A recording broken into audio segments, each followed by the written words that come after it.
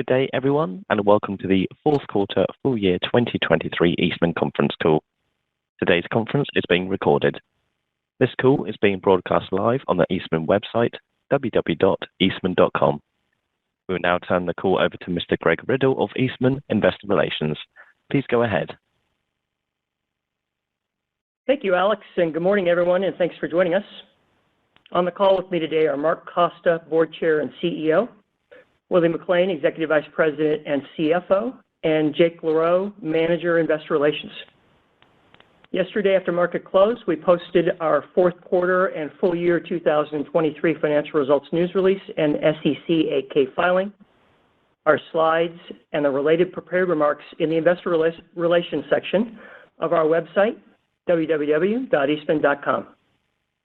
Before we begin, I'll cover two items. First, during this presentation, you will hear forward-looking statements concerning our plans and expectations. Actual events or results could differ materially. Certain factors related to future expectations are or will be detailed in our fourth quarter and full year 2023 financial results news release, during this call, in the preceding slides and prepared remarks, and in our filings with the Securities and Exchange Commission, including the Form 10-K filed for full year 2022, and the Form 10-K to be filed for full year 2023. Second, earnings referenced in this presentation exclude certain non-core and unusual items. Reconciliations to the most directly comparable GAAP financial measures and other associated disclosures, including a description of the excluded and adjusted items, are available in the fourth quarter and full year 2023 financial results news release. I'd like to now turn the call over to Mark for some remarks. Before I jump into the Q&A, I want to take the opportunity to recognize the team that's been working on the methanolysis plant. There's a huge team out there that's been working tremendously since our last call in October to commission and start up this facility and get us to the point where we're introducing feedstock. And that's a real remarkable accomplishment when you look over this time frame. They've worked incredibly hard through the holidays. They've made a lot of personal sacrifice, and they've got us to this stage. And it's a real testament to their dedication and belief in the company and the excitement that everyone at this company has around building the circular economy. And it's also a real great example of the power of our Tennessee site. Its scale and integration has really enabled this startup process to go this quickly and well, because we have such a huge, vast set of resources and capabilities. It really allowed us to swing a lot of those people from different parts of the plant into this startup process and make a significant difference. So I just wanted to express my thanks to all of the people who have been involved in this process. It's been a tremendous program, and one that they really did make a lot of sacrifice, and we deeply appreciate it. With that, we'll open it up to Q&A. Thank you. As a reminder, if you would like to ask a question, you can press star followed by one on your telephone keypad. Please ensure you're unmuted locally when asking your question. Our first question for today comes from Josh Spector of UBS. Josh, your line is now open. Please go ahead. Yeah, hi. Good morning. I actually wanted to follow up on the methanol facility first, the methanolysis facility. So, you're near getting on-spec product out, but I was wondering if you could talk through kind of the milestones as you go through this year. So when do you get to the point where you say yields are as expected, you think you can get to the full operational capacity and the cost structure, and therefore the EBITDA becomes in line with your long-term expectations? Yeah, it's a great question, one we're very focused on, and we are very excited to be at the stage we're at right now. As we said in our comments, we're at the point where we've been starting up the facility, complete all the commissioning, introducing feedstock, and that will start to be processed in the front end of the plant. It takes a little bit of time to do that, to get the system properly charged, and then it starts going through the plant. So we feel, that we're in good shape to be, on spec here soon with material and recognizing revenue and getting that process going and serving our customers who are very eager to get product from us. And when I say soon, I mean sort of days or weeks in where we sit right now. So we feel like we're on track. with starting up the plant and serving customer demand relative to that $75 million. Now, as you talk about the plant side of this, you don't go from, the plant's producing on-spec material to full ramp-up rates overnight. It takes, a few months to line out the facility, optimize its operations, and make sure that everything's working properly as you scale it up. And so we'll be doing that and ramping up the production. But, the way this plant works and the way, we can get the recycled content out, we should be able to start getting revenue relatively soon. When it comes to the demand side of things, and by the way, cost structure will line out over time. Right now, we're still in that pre-production phase. The expenses are a bit higher than when you just are pulling the operating resources back to sort of steady state. So the front end of this, from a cost point of view, is a little loaded, as you would expect. The demand side, I'd say, is actually quite good. So what's different than most plants in this situation is we didn't start selling recycled content when the plant starts. We started it over a year ago. We have a technology called glycolysis. It's a bridging technology where we can use our existing assets. You can use sort of clean, clear bottles, which is what you have to have with glycolysis to then make recycled content. So long term, it's not a great strategy because it's very high cost to buy those clean bottles, and it's not a very efficient process in using your existing assets. But what it did allow us to do is supply recycled content polymer to a number of brands. In fact, the brands that you can see on that slide in the presentation we provided have already been selling our recycled content from that technology into the marketplace. So we're not trying to, ramp them up. They're already, ready to go in the market and very anxious to get material from us to sort of accelerate volume build into this year. So that really helps us both know that we can get the price premiums we want to support our economics, as well as we have a number of customers that are, going to sort of buy the moment we have product coming out of the plant. And then there are a bunch of other brands we've been working on that we just didn't have the capacity to serve last year that are also very interested in the product, and so we'll be qualifying them and ramping them up. So what you have is a situation where the ramp up, will start to help Q2 relative to Q1, but really sort of make a big difference in the second half relative to the first half of, where you see this incremental EBITDA. The last point I would mention is on the cost side. Normally when you build a big specialty plant, you have a huge headwind in operating costs as you start up. And we certainly have operating costs of this plant, but they are really sort of offset by the pre-production expense of last year and the higher cost of this glycolysis process I just mentioned. So the costs are relatively neutral. And so that helps the revenue flow pretty fast to EBITDA through that sort of year-over-year sort of steady cost structure, if you will. So that's sort of the key components of it. We're very focused on just keeping the process going right now, and as I said earlier, it's just a tremendous example of teamwork out there who are doing this through winter weather and freezing conditions, et cetera, to get this plant running. Thanks. Maybe just quickly, so as you go through all that, you made some comments that you wouldn't FID the next plant until this plant's done. I guess, is that just on-spec product, or is there at some point production yield or some other metric you're looking at to say, we're good, the design's fine, we're going to move ahead with that project? Because you seem pretty bullish about getting the customer commitments to that second plant soon, so I'm just wondering what's the limiting factor there. Thanks. Yeah, there are a couple limiting factors. One, obviously, is we want to see the Kingsport plant technology up and running, and as you said, we want to see that the yields and efficiency are what we expect them to be. The plant's running operationally well, and as I said, that's in the next couple months that we'll sort of get those insights and knowledge to feel comfortable about the quality of this plant, because it's important to keep in mind that to minimize capital risk and construction risk, we're going to leverage and build the same plant, right, in France in the second plant. And there's obviously improvements we'll learn through this process, but same scale, same design, so that, really leveraging all the learning that we've gone through in this plant to do, a better job in how we build the second and third plants. So that, I think, is in the time frame of what we're talking about right now from an FID point of view. The customer contracts are obviously the second component of making that decision, and the incentives for the project getting finalized is the third part. we feel good about all of those, and we think, again, in the same kind of time frame, in the next several months, we should be in a position to, have FID. When construction starts is a little bit different than declaring FID. We're still completing the engineering, and we have permitting to do on the environmental side, and building permitting that, is ongoing as we speak. So we're not talking about starting actual construction until, soon as probably late summer with the path that we're on right now. And that gives us all of that time to make sure we believe in how the plant's operating before you start turning dirt on the second and third plants. Got it. Thank you. Thank you.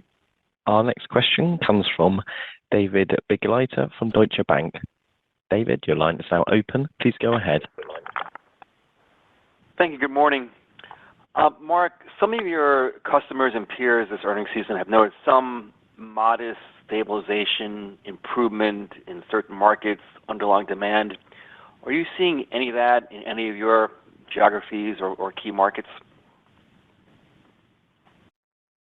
Certainly, David, what I'd say is we are seeing stabilization, absolutely. So our guidance is built on thinking that primary demand this year is going to be similar to last year in the sort of discretionary markets. And the stable markets like personal care, water treatment, consumer packaging, et cetera, we would expect sort of modest growth from last year. Now, to be clear, last year's primary demand was low. We're not predicting an improvement in any meaningful way from those sort of low levels we were at from through last year. What I would say is, in automotive, we actually was growing last year, and we think it's going to be more flattish this year. So that's sort of where we are on the primary demand, as we sort of showed on the slide that we supplied to you guys.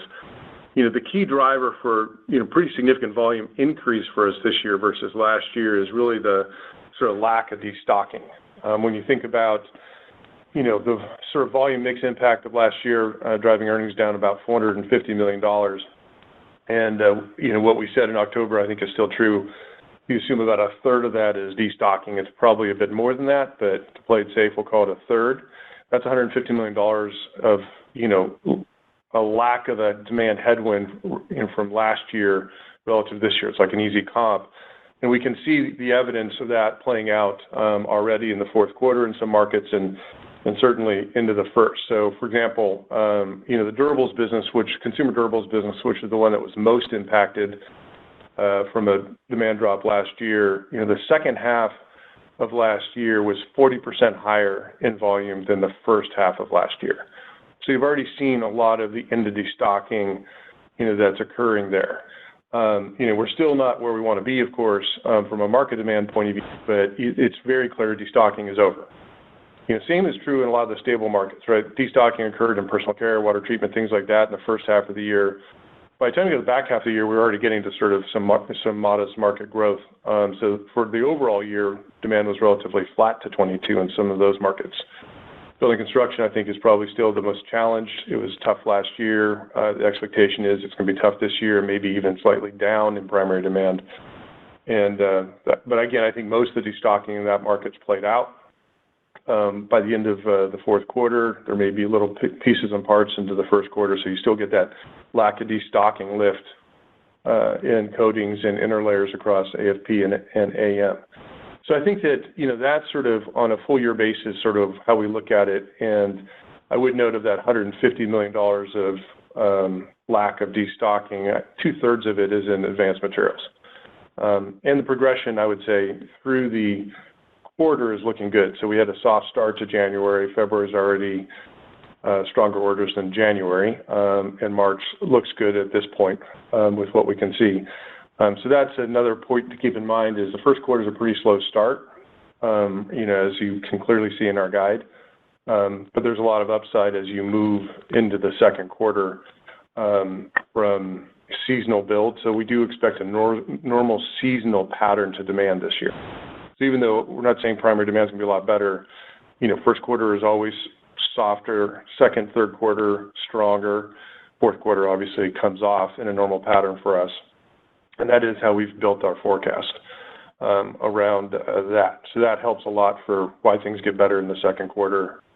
And then there's some timing issues as we identified in fibers and fluids, where particularly low orders in fluids for especially heat transfer fluids, and then fibers is a customer buying pattern thing. So those orders get a lot better in second quarter. So there's several things that come together along with some better spread improvements that make second quarter a lot better than first quarter, because I'm sure a lot of people have questions on that as you look at our forecast.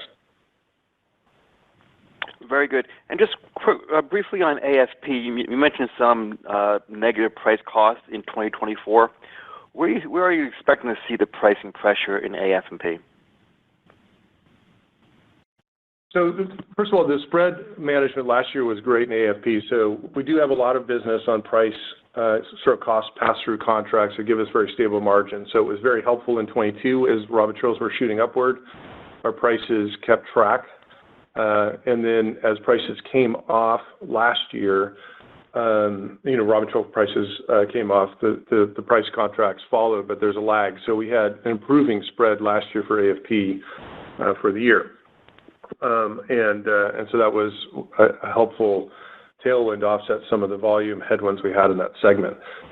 When you look at this year, there's just a bit of that lag problem again. So you've now got prices sort of stabilizing off. And so if you look at spreads this year relative to last year, there's going to be a bit of a headwind just in the way those sort of cost pass-through contracts work. So that's the primary driver, of the sort of modest spread compression we expect this year relative to last year on AFP. Thank you. Thank you. Our next question comes from Frank Mitch of Fermium Research. Your line is now open. Please go ahead. Thank you. And if I could follow up just in general on pricing, as you indicated, in terms of the cost through the pass-through contracts, 22 was a very good year. And as we're entering 23 here, pricing has been taking a bit of a hit. So how are you thinking overall about Eastman's pricing ability in 2024 for the overall enterprise? So first of all, I think it's important to have a little history around pricing because it really is a pretty impressive story. So if you think about 2020 to 22, our company had $2.4 billion of inflation. And so we had CPTs trying to keep up to it, but there was still a lag that creates a compression in the prices catching up to the increases. But overall, we did an excellent job of getting prices to catch up to all of that inflation by the end of 2022. But it did create a compression headwind in chasing it in the specialties in particular in 2022. So that's sort of how we entered 23 is at a pretty high elevation with that inflation. The accomplice, to 22 was compression, and we moved into really doing a phenomenally good job. Our teams were just really demonstrated great commercial excellence and the real strength of the value proposition of our specialty products in holding prices outside of the cost pass-through contracts in the specialties. Not to mention we dramatically improved our pricing in fibers. So when you think about that $450 million of volume headwind we had in 23 and $50 million of currency, we were able to manage price in 23 in a very difficult economic environment to entirely offset that in improvements in price relative to variable cost. And a lot of it is structural. So about 300 of that is in fibers, based on all the descriptions we've given you around where that industry's at, as well as a good portion of that is in advanced materials in the interlayer business where we had extraordinarily high raw materials in 22 that we were able to, those raw material prices dropped off, our prices held, and we got a lot of just recovery back to normal margins in that business. So we feel really good about that, and that basically means there's sort of $200 million of spread expansion beyond the sort of fibers interlayers that you're managing. So our expectation this year is on the specialties, fibers is fully contracted, so the prices there are locked, and as we said, that business will do a little bit better in earnings versus 23. In the specialties, what I'd say is that we expect some modest price reductions, reflecting how the raw material and energy environment has improved. But overall, we would say the spreads, in AM and AFP will be similar to last year. So we're not going to get a tailwind out of it. Maybe there's a slight compression, across those two businesses. But we really believe we'll hold on to our margins with what we see so far. Certainly will in the first quarter. And then we, expect to, have volume and capacity utilization be the key drivers for the recovery in earnings, which are, pretty substantial. The destocking number I just gave you, $100 million of asset utilization tailwind, are pretty significant drivers of recovery this year. I got you. All right. Terrific. And then perhaps if you could, I took a look year over year. Europe actually declined less than the United States. Is that just a function of Europe entered the year in a worse position, or is there anything that you can talk about in terms of perhaps any sort of green shoots or what have you in that part of the world? So part of the reason North America is down as much as it was is just all of chemical intermediates sits in North America predominantly. So, when you look at all the revenue that came off in chemical intermediates, it's, sort of almost all in this country. When it comes to the rest of the portfolio, I'd say, we're more globally diverse, and we saw, really demand come off, and especially sort of across the globe. As well as the destocking across the globe. So that was more evenly dispersed. China's got its challenges, and so does Europe, and the U.S. probably a little bit stronger in the economy than the other two. From a green shoots point of view, Frank, I wouldn't say, we have this into destocking, which is our primary focus right now. I think it's way too early to call, markets recovering in the consumer discretionary world. So cars, building construction, consumer durables, electronics. There may be some improvement there, but, I don't think I have enough data to sort of make that declaration. But the stable markets are definitely, growing. Medical's probably going to grow 4 to 5%. I mean, there's still destocking in the first quarter, but the underlying market's going to grow 5%. Ag is growing, personal care, water treatment, a lot of the packaging sector, as a lot of the consumer brands are now pivoting from price to recovering volume. We'll benefit from that. So, that's about half our revenue where you get that modest growth in these markets that are sort of more stable. Gotcha. Thanks so much. Thank you. Our next question comes from Patrick Cunningham of Citigroup. Patrick, your line is now open. Please go ahead. Hi, thank you. Good morning. Maybe just first on advanced materials, can you help us understand the $450 million guide there and maybe the degree of upside beyond that? I think you get, $50 million from Kingsport, and you're guiding to $100 million for the first quarter. Just given the extremity of the demand decline, utilization headwinds, destocking of 2023, is there a path to, $500 million or more, even in just a modestly positive demand environment from here? So first, given sort of the challenges we've had in advanced materials with, pretty rough demand in the fourth quarter of 22 and the full year of 23, we're starting with earning our way in our recovery and getting back above 450 and then working to make it better than that. But just to give you the sort of key tailwinds to go with it, the biggest driver for advanced materials recovery is volume and mix. As I sort of pointed out, the corporate level, the story is pretty much an AM story. So, 2/3 of that $150 million of a lack of destocking, is sort of in the outlook for this segment. I told you durables has already had significant recovery. Medical has great underlying growth. It just has a lot of stocking from a lot of caution in the supply chain crisis. That's still finishing itself out in the first quarter here, but we can see that it'll be less in the second quarter, and then, we'll just have the growth in the back half of the year. So you've got markets that, have done a lot of destocking, sort of stabilizing, in the lack of destocking, helping you. Then you've got the return to seasonality. So even though the first quarter is still in recovery mode, when you look to the second quarter and beyond, you've got this return of normal seasonality to this segment. So Q2, Q3 is always stronger, and we expect that to be there, and that order pattern I was talking about January, February, March is very much through in advanced materials where you can see that progression getting better. You've also got the ramp up of the methanolysis plant, as you noted. So that's going to get you that incremental $50 million of EBITDA that you just mentioned that shows up in advanced materials. The other 25 is a benefit for corporate other, just to be clear, which is where the pre-production expenses of last year have been sitting. And then you got the automotive market, though, even though it's going to be flat. We have a tremendous track record of growing above that market with our great strength in HUD going into more and more cars, great strength of other premium products, the acoustics, et cetera. And then importantly, even though EVs may be not growing as fast as everyone hoped, they're still growing much faster than ICE cars. And we get over 3 times the amount of square meters in an EV than we do in an ICE car, very high value products because there's a lot of functionality in those products that we sell to them in earlier. So there's a lot of leverages there that goes beyond just destocking, where we're creating our own growth through innovation in circular and automotive that'll drive it.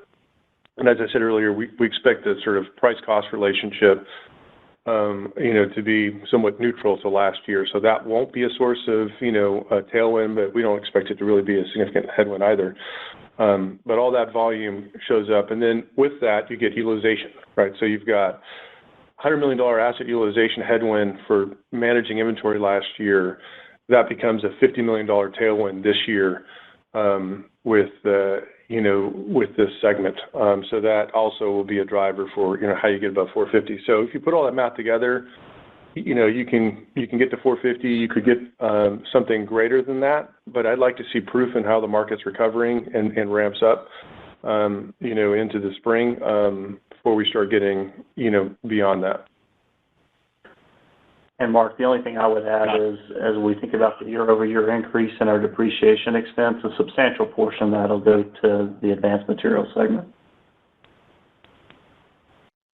Got it. Thank you. That's very helpful. And maybe just to follow up, on EVs, how much, outperformance relative to the market did you see from, EV and premium, volume mix impact? And given that we've seen some of that headline deceleration in EVs and maybe sort of looming consumer weakness, do you see potential that mix improvement, outperformance is decelerating into 2024? Well, certainly I think the rate of year-over-year improvement in 24 to 23 will be less than it was in 23 to 24 for the sort of data you're citing around EV growth rate. But I don't think it's, significant, right? There's still a lot of applications we're winning. So there's a primary demand issue that's slowing down, but we're also just starting to penetrate all these EV accounts and win, share relative to standard interlayers and ICE cars. So you get this leverage within the market, within the EV segment itself that helps. So I don't want to oversell it. I mean, we expect an overall flat production market, which I think is sort of consistent with what everyone else is saying. But the growth we can get in these premium products is very meaningful in helping us grow above that market. Great. Thank you. Thank you. Our next question comes from Vincent Andrews of Morgan Stanley. Your line is now open. Please go ahead.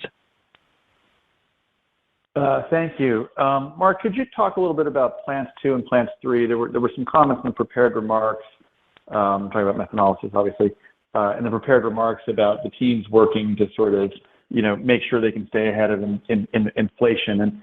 And I just kind of be curious, how you're feeling about the CapEx estimates for those plants. We all know it's obviously an inflationary environment, and we've seen some cost overruns at non-related large-scale projects that other folks are doing. So how are you going to stay on top of that? Is it something that you can do technically, or is it going to be something you're going to have to do in terms of how you price the product? Yeah, so, Vincent, you're absolutely right that it's an inflation environment. Certainly, if you go back to Investor Day, in December of 2021, the capital estimates we had there for both Kingsport as well as these projects, have gone up, right? Which is true for every construction project I've seen in the chemical industry and probably everywhere else. So we're all managing and dealing with, that inflation. And a lot of, what we saw happened in Kingsport went beyond just normal inflation, right? So we had a huge issue with the contractor not having properly skilled labor. And that productivity issue was the biggest issue we faced. We also had just an endless series of severe weather events along the way. And there was a lot of engineering work we were doing in that project and piloting of how to optimize the design of the project while we were building it, which is never ideal, but allowed us probably to get 2 years ahead of the market and getting the product online. So, we have a lot of learnings, from the methanolysis project here that we're incorporating into the France and second U.S. projects, where we're very clear on how to build them a lot more efficiently than this first one. So what I'd say is, from a CapEx point of view, there is inflation that's occurred. There is some deflation that's now in front of us in materials, even contractor labor availability is improving as we sort of are in this sort of more recessionary cycle for the materials industry. So it'll help sort of offset or slow down or maybe even decline some of that inflation. We are building the same plant again, as I said earlier, same scale, same design. Obviously, whatever learnings we have in Kingsport will incorporate into it, but we're not trying to, build something new. We're just building the same, and you get a lot of capital efficiency, when you're building, serial number 2 and serial number 3 of the same plant. So there will be benefits in controlling capital, both the cost and the predictability from that. The scopes will first be completely locked up before we start building, and that will help us control CapEx relative to what I just described in Kingsport. And we're using, great firms, Technip, Fluor, for these projects, and they've got access to an excellent set of contractors to do this. So we feel good about controlling the capital costs. They will certainly be a bit higher, and that's why we're also pursuing more incentives in both France and in the U.S. As part of the projects. So I think we feel good about that. What I would say is when we came up with the original economics and talked about returns in these projects, we gave ourselves some room for inflation and other challenges we might encounter. So the Kingsport project still, at 15% return on capital, despite the capital increases. And these projects are still with, the proper customer contracts and incentives, above 12% return on capital. So, even with inflation, we feel good about the returns and feel that we're on track, to get these 2 projects started this year, assuming we, hit our requirements that I mentioned earlier. We got to still get those 3 things, customers, incentives, and finalize the capital number. Thanks very much. Thank you. Our next question comes from Mike Leithead from Barclays. Mike, the line is now open. Please go ahead. Great. Thank you. Good morning, guys. First question, I wanted to circle back on the EPS outlook. I think the last number of years, the first quarter is roughly 25% of what Eastman's full-year EPS turns out to be. This year, 1Q is maybe 18% or so of the full-year guide. So can you talk through why this year's 1Q is a bit different? Is it mainly the lingering destocking that gets you a bit better into 2Q there? Thank you. Yeah, I think as Mark has outlined, we expect a traditional curve, right? We're growing earnings through Q1. Traditionally, Q2 and Q3 are our best quarters, and then there's a seasonal decline in Q4. Also, as we've highlighted, and also on a year-over-year basis, we expect the second half is where we'll pick up most of the utilization benefit, as well as the benefits from our Kingsport methanolysis facility. So there's a combination of factors of the pace that we're seeing the order books, traditional seasonality, as well as the specific items that impact us in 23 that are turning into tailwinds in 24. Those are the key items, Mark. I would just add there's a couple of unique elements of Q1 beyond just the seasonal pattern where you've got oddly low orders from the fibers customers, no volume risk on the contract, but they're just not buying as much in Q1 as they will do in Q2, Q3. And so that's sort of putting some pressure on there that's sort of beyond seasonality. Same is true in the just timing of fluid fills. Not much going on at all in Q1, but we have more in Q2. So there's a few aspects beyond just sort of normal that's sort of impacting the and continued destocking in ag and medical. beyond just the seasonal pattern that, mostly will play out in Q1. Great. That's helpful. And then just briefly on methanolysis plants 2 and 3 again, Mark, if I take some of your commentary about if all goes to plan, hopefully breaking ground, I think, by later this year, is it fair to say these plants, obviously you'll have a little bit of efficiency or a lot of efficiency gains from rebuilding the first plant, but is it fair to say that these plants commercially would be running something like in mid-2026 as a starting point? I know with the schedule we're on now, we're more into 27 than 26 for when these projects will start. If you go back to sort of our original estimates, there's certainly efficiency and timing we're pursuing that will allow us, to build these plants more efficiently. But we're also building a lot more plant in this case, right? Because it's not just a methanolysis plant we're building. We're building infrastructure on a greenfield side in France. We've got polymer lines that we're also building all at the same time. So when you put it all together, it's just, it takes a certain amount of time to get it done. But the key is, the market's certainly very eager for the product. They have very significant deadlines in 2030 that they have to hit. So we're certainly well within, making sure that we're ramping up and helping them get to their targets. But we want to make sure we've really learned everything we can from Kingsport before we start the construction. So that's sort of that 6-9 month delay that sort of occurred from what we were originally thinking. Great. Thank you. Thank you. Our next question comes from Jeff Zekauskas of JP Morgan. Your line is now open. Please go ahead. Thanks very much. I think in the advanced materials discussion, there was some noting of weak fourth quarter demand. And Asian auto production is always very strong in the fourth quarter, especially EV production. So is it the case that your EV exposure in advanced materials is more with domestic and European companies rather than with Chinese companies?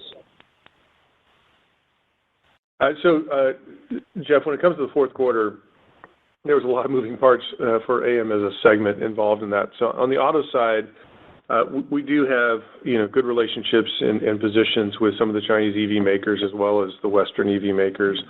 That has nothing to do with sort of the quarter.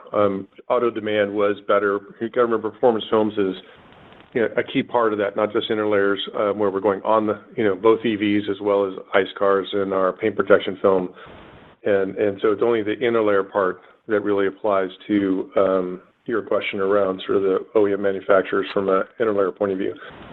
So I think that, that's not a significant factor. The bigger factors were it's just destocking continued longer than we expected in medical and packaging on the specialty plastics side that caused volume mix to be a little bit less than what we were projecting in October. That was the entirety of the difference. I mean, overall, the automotive market is, sort of moderating a bit, as you can see from the production data in total. That has an impact, but we were still growing above that market in Q4, and we'll continue to grow above that market all year this year. Okay. I think in the original idea for the methanolysis projects, you were going to spend $250 million for the project itself in Kingsport with an additional $175 for Triton. And I don't know if you partly built the Triton plant or the Triton plant wasn't built at all, but in the non-Triton piece, the original idea was $250. What did you spend? And in the future plans, I believe the estimate was $600 to $800 million. What is the estimate now? In that, what you say is that you have a good return on capital, or you think you can work that out with your customer base, but the customer base, you need to have an expectation of what the capital expenditures are in order to negotiate a level of a good return on capital. So I think originally all of this was supposed to cost $1.8 billion. What's the number now? Can you help us? So, Jeff, I would start the last update that we gave on all the programs was saying that the 3 methanolysis facilities would be approximately, $2.25 billion. Obviously, Mark has also highlighted there was quite a bit of inflation since 2021, and I think that estimate is reflective of that. And every project over this time frame, including ours, is at that level. Also, I would say we've been able to handle the CapEx increases that have been above our estimate from a few years ago within our capital budgets that we've outlined and expenditures over the last couple of years. It was fully incorporated into our 22 and 23 spend. And, I referenced earlier that we had roughly, $30 million of increased depreciation expense going from 2023 to 24. And a substantial portion of that is related to the Kingsport methanolysis facility. That directly gives you the magnitude. We're going to be disciplined as we move forward, as we think about both from generating the cash flow to fund these, but also on the returns. And we believe that advanced materials, return to growth will be accelerated by having this methanolysis facility and our renewed brands with our customers. But Jeff, there's no question that the capital numbers, I'm sorry, Jeff, just the capital numbers are up. We're also pursuing a lot more incentives to offset some of those capital numbers. So, until we get that all finalized, I don't want to just keep updating numbers. So, once we have clarity on them and the total economics, as well as what we achieved with customers on the pricing premiums we can get to fund it, we will, be able to sort of give you a more clear answer on your questions. I mean, the incremental $30 million of depreciation, a good portion of, not all, but a good portion of that is Kingsport plants. So you guys can work out what the project costs. Sorry, you were saying something, Jeff? Did you partly build the Triton facility and the Triton expansion? Oh, sorry. Yeah. Was it not? We started the construction of it. Jeff, we started the early construction part of the Triton line, and then paused it, and we're going to restart that as we align it with our outlook on Triton demand, which is improving a lot this quarter. We'll see how we judge the Triton demand, in this next quarter, or when we need to, get that going again to make sure we don't short the market. Okay, great. Thank you so much. Thank you. Our next question comes from John Roberts of Mizuho. John, your line is now open. Please go ahead. Thank you. Are the CIGTO contracts working as expected in 2024?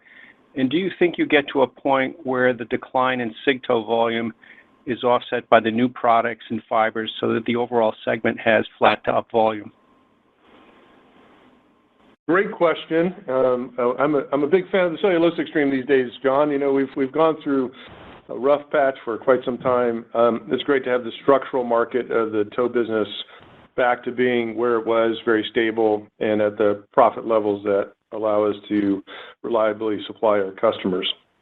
And they're very focused on security, supply, and reliability, and they placed a lot of value on us in this industry, being able to provide that. So our contracts were 100% contracted this year for volume and price, and so we feel good about the earnings stability we'll have in that business this year. As we said, it'll be somewhat better than last year, and then we've got 90% of our contracts in place for 25 and close to 70% in 26. So we feel good about how this on a tow business is going to provide stable earnings. And cash, a lot of cash, out of this business. And then, as you just noted, on top of that, you now have growth in the fibers business. That's part of that equation that allows us, to sort of, push our assets and utilization and value. And then Aventa, which is something we'll probably talk to you more about, in the spring, is really on a great path. This is where we figured out how to take our cellulose acetate and foam it, where it's a drop-in replacement to polystyrene for, protein tray, chicken and pork trays, in the grocery store that you see all the time, or other sort of foam, clamshells, et cetera. That industry has a serious issue about getting out of polystyrene. We have a great value proposition with the cellulosic material where it's a drop-in to their existing equipment, and it's certified to biodegrade not just in industrial settings, but also in home settings, which is equivalent to landfill. So you really have a biodegradable solution to throw this stuff away with all the sort of meat juice and everything else that's with it that can't be recycled. So very big market, a lot of opportunity, good margins, and something that we think will be commercial and grow this year and build into something meaningful next year. So we'll tell you a lot more about that once we have the customer announcements to go with it. But when you put all that together, it does turn the cellulosic stream into a growth stream, along with the polyester stream, both tied to sustainability and circular economy trends that are, presenting a huge amount of volume growth, like, Triton replacing polycarbonate BPA. We can have much higher growth rate than the underlying markets as we're replacing polystyrene or we're replacing other plastics with recycled content made products that can give us a lot of levered growth. And the one thing about advanced materials on both sides is there's a lot of fixed cost leverage. So you've seen the sort of pain of that in the fourth quarter of 22 and 23, but it looks exactly the same on the way up. So as you get volume coming back, the fixed cost leverage of these very high margin products, across especially plastics and now some of it inside cellulosics, which also has a lot of fixed cost, is very attractive. Thank you. Thank you. Our next question comes from Mike Sison of Wells Fargo. Your line is now open. Please go ahead. Hey, cheers. Nice outlook for 24 so far. I'm just curious, Mark, your volumes were down mid-single digits in the fourth. It's been quite some time since we've seen volume growth. When do you think AFP and AM will sort of turn the quarter, and what type of volume growth do you think the businesses need to generate to hit the midpoint of your guide? Yeah, it's a great question. I think that, we'll certainly turn the quarter in Q2 and the back half of this year. It's a much closer call in Q1 because of some of these unique things I've talked about overall. This timing on fills and customer buying and fibers is, a bit bumpy. And you still have some destocking going on in ag and medical, those kind of things that are, certainly weighed on Q4 and will weigh on Q1 to some degree. But, we are seeing volumes improve in sort of the core businesses, the ones, especially the ones that all started destocking earlier, whether it's consumer durables, building construction, et cetera. You can definitely see, that destocking is over. We just don't have everything, done with that topic. I'll be happy to see it. It is extraordinary when you think about it. We're sort of in the sixth quarter of destocking. 2020 had like 2 quarters, and 2009 had like 3 quarters. So we are in uncharted territory on this destocking thing, and we all need to own that. But you can definitely see it's coming to an end, and we're happy to get our production volumes connected back to markets. And that will give us a nice recovery this year. Got it. And then just a quick follow-up on adjusted EBIT margins for AFP and AM. It looks like we'll see some improvement in 24 versus 23, but historically they've been, both of those have been closer to 20%. Is that sort of where you think margins can get to over time? Mike, this is Willie. As Mark has highlighted, as we get the benefits of that fixed cost leverage, as well as we get the mix upgrades with our circular solution, we definitely believe both AM and AFP can grow back to those and towards those 20% type margins. Great. Thank you. Thanks, Mike. Thank you. Our next question comes from Aleksey Yefremov of KeyBanc Capital Markets. Your line is now open. Please go ahead. Thanks. Good morning, everyone. Are you likely to stagger construction of methanolysis number 2 and number 3, or do you think you're in a strong enough capital position and confidence in this business to build the two simultaneously? I would highlight, we would expect that we would stagger these, Alexei. There's not going to be a significant difference, but they will definitely be staggered with the France project, as Mark said, breaking ground in late summer. And then as we make progress on that, we would look to then shortly after that to start our second U.S. project. Thanks. And staying on the same topic, do you have any significant number of customers who might be on the fence right now telling you they'd like to see the Kingsport plant start up, and then if that works well, there could be a lot more customers willing to sign up for the other two? No, we definitely think so. I mean, this industry doesn't have a lot of examples of inventing and having successful environmental technology solutions, whether it's recycled content or carbon efficiency.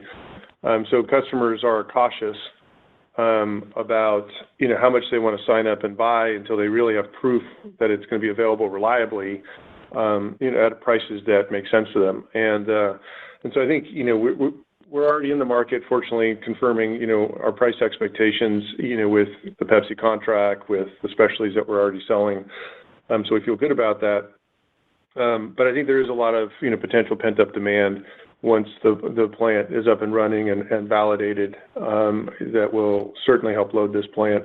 Obviously, that's part of our assumption around the $75 million of incremental EBITDA this year. And, that will help, give us upside to it. The downside, of course, is markets are weak. And so there's just a limitation at the rate at which customers are going to launch products in a weak market. And so you have to net those together and trying to come up with the appropriate forecast, which we've attempted to do with this $75 million EBITDA guide for the first plant for this year. And then obviously that will continue to ramp up and be a significant tailwind in 25 relative to 24. Thanks, Mark. Yep. Thank you. Our next question comes from Kevin McCarthy of Vertical Research Partners. Your line is now open. Please go ahead. Yes, thank you, and good morning. Mark, if the methanolysis startup and ramp goes smoothly, such that you earn $75 million in EBITDA, as you've indicated, what could that earnings level become in 2025? Kevin, this is Willie. What I would highlight is, as we've talked about, roughly $50 million of EBITDA will come in the advanced materials segment. That's primarily in the second half. So as I think about where we'll be, effectively we'll be at greater than a $75 million EBITDA run rate within that business. We've got a strong pathway to exiting 2025 as we think about brands and being able to connect into even more brand launches in 25. That will be at roughly a $150 million run rate as we exit 25. And then ultimately, we expect greater than $150 million of EBITDA from this facility on an annual basis. Perfect. I appreciate that. And secondly, if I may, Mark, I want to come back to the fibers discussion. I think it's interesting that you've got so much under contract through 2026. When we talk about a lot of the output being under contract, can you speak to, does that just mean the volume is committed, or can you speak to the degree to which you've got visibility into both pricing and cost? Just trying to get a sense for kind of the confidence intervals around the economics through 26.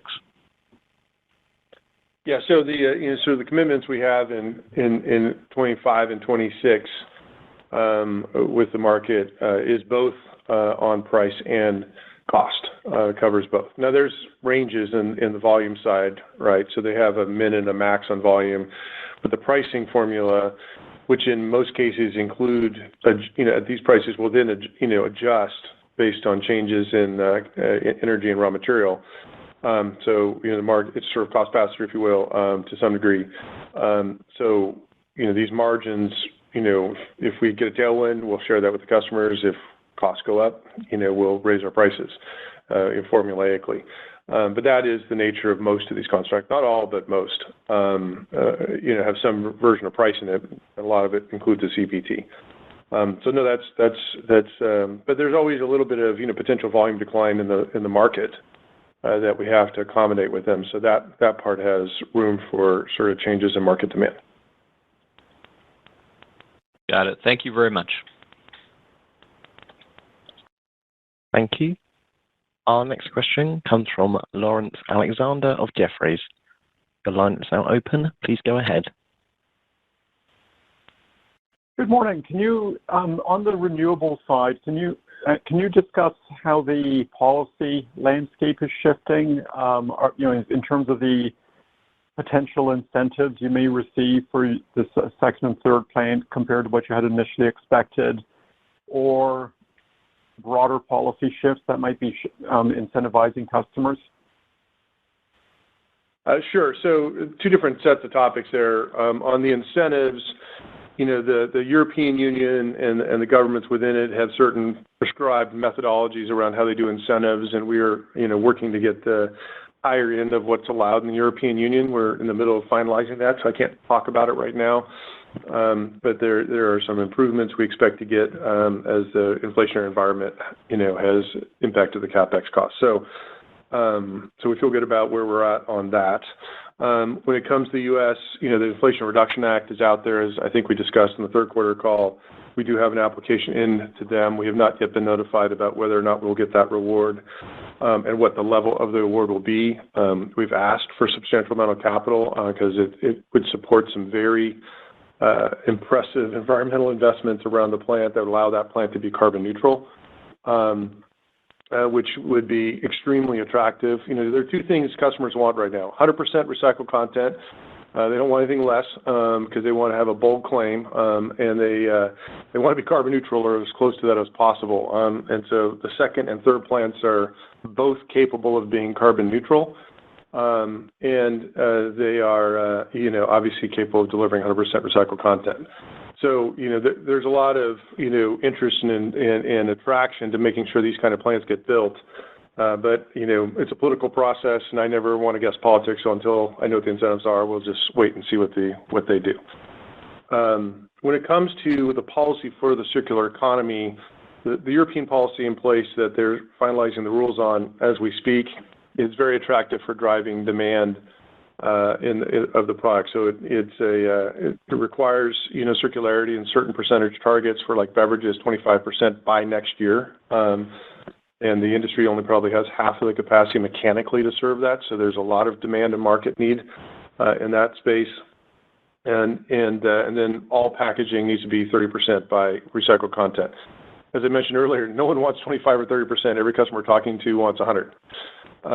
So the demand is probably in excess of the regulatory requirements, but there's definitely requirements that will force people to start getting recycled content. And it also requires, the content to be made from packaging placed in the European market. So it allows that to be a regional circular business.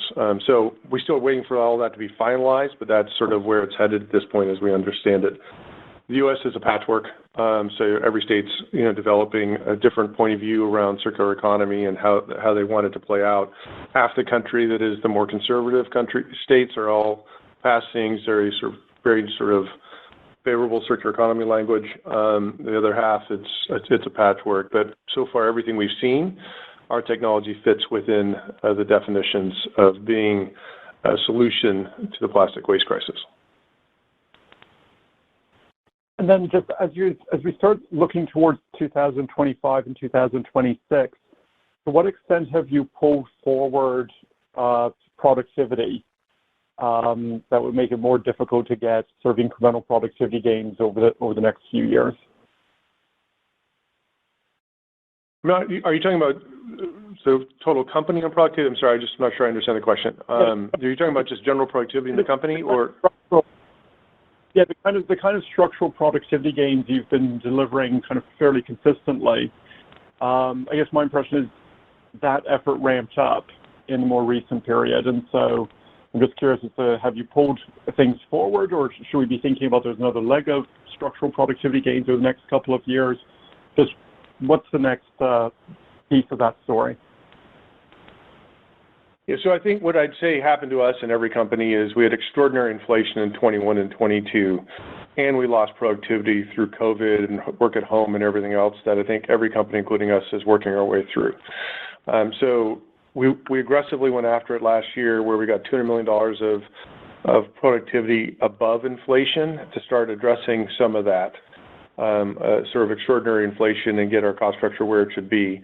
This year, as you saw, we're just getting enough productivity to offset inflation, so $100 million of productivity offsetting total inflation of labor and external spend. And so that's, more normal is what I'd say. We have to have productivity every year where we're offsetting, inflation so that, we have the ability to invest in growth, deliver earnings growth and cash to the shareholders at the, all at the same time. And so that's sort of where we're at. And so you should expect continued productivity, but it's more in the offsetting inflation category going forward than some big additional step up, right? The leverage for our company right now is volume recovery, especially in the specialties where the value per product is much higher than the company average. So you get volume, you get mix lift, you get fixed cost leverage, which is how we've demonstrated a lot of success in our past and certainly the strategy we're going to be on this year and leveraging into next year with innovation. Thank you. Let's make the next question the last one, please.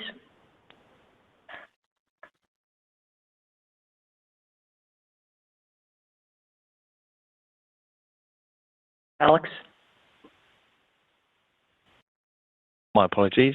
Thank you. Our final question for today comes from Salvatore Tiano from Bank of America. Your line is now open. Please go ahead. Thank you. I just want to ask about the M&A landscape. What are you seeing here? And now that it looks like things are finally improving, are you more incentivized to go out and look for specific targets? Yes, Salvador, this is Willie. What I would highlight is I think we've shown that we're disciplined with our portfolio overall.